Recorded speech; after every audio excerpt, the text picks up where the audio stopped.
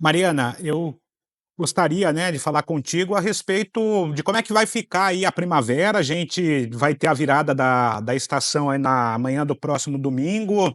Já estamos na estação meteorológica, né? De acordo aí no para vocês começa no começo de setembro, mas como é que vai ser essa primavera? Quais são as perspectivas de tempo seco, chuvoso, muito calor, temperaturas mais agradáveis, como é que fica?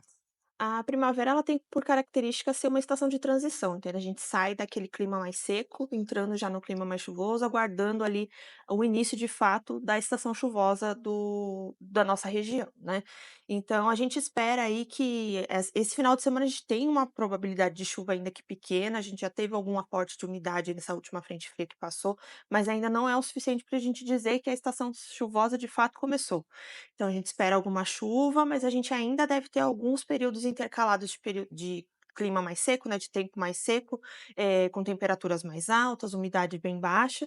E aí ali mais para outubro, talvez meados de outubro, a gente já espera que a estação chuvosa comece a engrenar. A gente já tenha um pouco mais de nebulosidade, mais umidade disponível, aquelas pancadas de chuva de final de tarde comecem a retornar gradativamente. Mas ainda assim a gente tem um certo atraso nesse início de estação chuvosa, a gente já esperaria que setembro já teria tido um pouco mais de chuva do que teve até hoje, e também a temperatura um pouco mais alta com esse atraso de chuva. Então, pelo menos aqui durante setembro até meados de outubro, a gente ainda tem, essa transição entre período alguma chuva e período mais seco, bem marcado antes do início da estação chuvosa de fato. O que preocupou bastante nos últimos meses foi a questão das queimadas e se acentuou muito aí, nesses últimos dias. Como é que fica isso de acordo aí com a previsão dos modelos meteorológicos?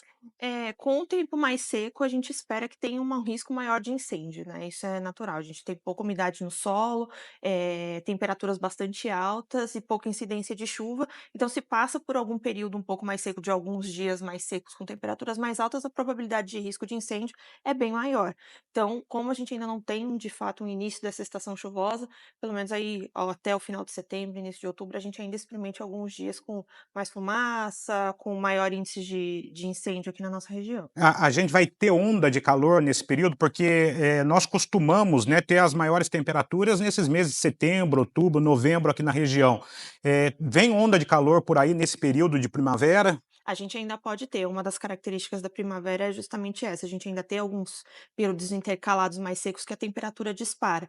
Então, pode sim ocorrer, mesmo ali depois de outubro, novembro, a gente ainda pode ter sim alguns períodos, mesmo que curtos ou mais espaçados, de ondas de calor. A tendência é que essa onda de calor mais grave ela já tenha passado. Em termos de clima, sim, que a Uhum. gente teve ano passado uma influência forte do El Niño, e isso daí foi o que propiciou que a gente tivesse uma maior ocorrência de ondas de calor ali desde o final do inverno, passando pela primavera.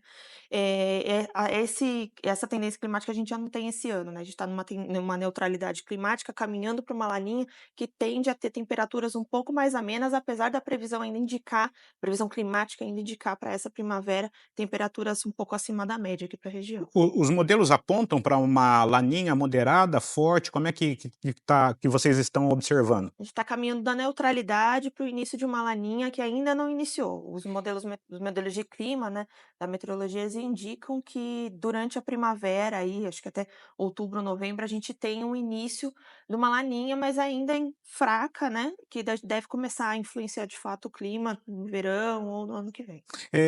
Para quem está nos acompanhando e muitas vezes ouve falar de Laninha, o que é Laninha? É o resfriamento das águas do Pacífico e de que maneira isso impacta o clima para as pessoas, para a plantação, como é que isso funciona? É isso, exatamente. A Laninha, ela é esse resfriamento das águas no Pacífico e ela causa mudanças do clima de uma maneira global. Os sinais mais fortes aqui no Brasil a gente sente tanto na região sul quanto na região norte, então a gente tem uma menor quantidade de chuva na região sul e um pouco mais de chuva na região norte. A gente ainda não tem esse cenário nos próximos meses consolidado, mas a tendência do clima para a Laninha é essa. Para nossa região aqui, para o sudeste, para o centro-oeste, o sinal não é tão claro. A gente tende a ter períodos um pouco mais chuvosos, com um pouco mais de chuva e temperaturas mais amenas, mas é uma tendência, não é um fato tão consolidado como acontece na região sul e na região Ô norte. Mariana, agora para falar de chuva, né, eu não sei se dá para prever com tanto tempo de antecedência, aquelas chuvas mais fortes, nas quais, duram dias, né, isso é possível já se falar, se fazer um prognóstico a respeito disso, de desastres, né, porque vocês estão lidando com isso aqui no Semadem, como é que funciona? A gente ainda não tem uma tendência de quantidade de acumulado, de quantidade de dias de chuva. A gente espera que, entrando a estação chuvosa, que é hora no meados da primavera, caminhando para o verão, a gente comece a ter maior quantidade de chuva, aquelas pancadas de final de tarde comuns da estação chuvosa e do verão, né, que podem trazer riscos, deslizamentos, inundações, alagamentos. Isso com certeza deve acontecer.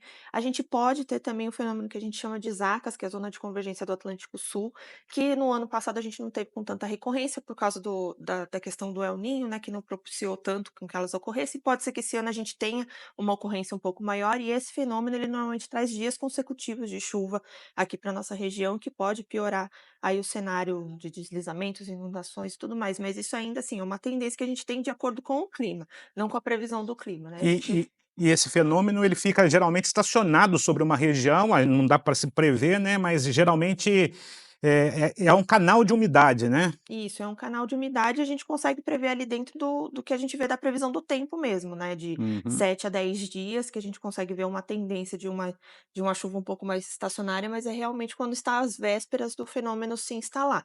Ele costuma ser bastante estacionário mesmo, né, de ficar 4, 5 dias, às vezes até mais, causando chuva na região, e é um fenômeno típico tanto da primavera, né, pode ocorrer na primavera, quanto no verão.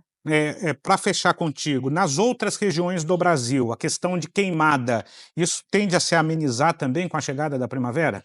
Tende a se amenizar, mas a estação chuvosa também está atrasada nas regiões onde precisa chover de fato, que é Uhum. ali a sul da Amazônia, região centro-oeste, que é onde está concentrada a maior quantidade de focos de queimada, é onde a estação chuvosa já começou antes e está com atraso. Então a gente ainda deve ter alguma chuva agora, ali no início de outubro, até meados de outubro, mas para a região centro-oeste e para o sul da Amazônia, que é onde de fato precisa chover para essas queimadas cessarem, vai demorar um pouco mais. Talvez a estação chuvosa só engrene ali mesmo mais próximo de novembro. Obrigado pela atenção.